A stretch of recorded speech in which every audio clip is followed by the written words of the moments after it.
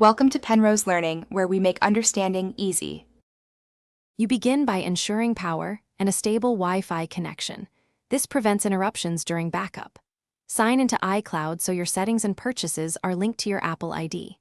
Once done, choose iCloud Backup for convenience or connect the iPhone to a Mac/PC and open Finder or iTunes for a local encrypted backup. Do this now.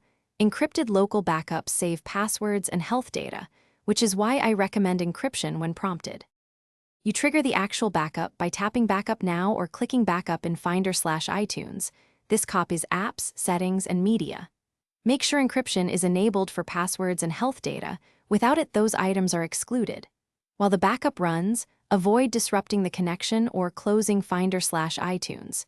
If using iCloud, monitor progress in settings. If local, wait until the process completes and verify the timestamp.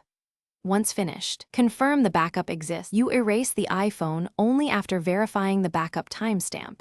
This removes data and returns the device to factory state. During initial setup, choose Restore from iCloud Backup or connect to your Mac/PC and restore the encrypted local backup, which brings back passwords and health data. Make sure the device stays connected and charged during restore.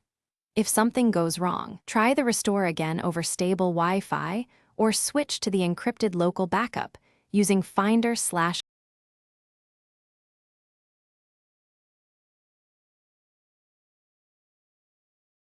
Thanks for watching. If this was helpful, leave a like and consider subscribing. See you next time.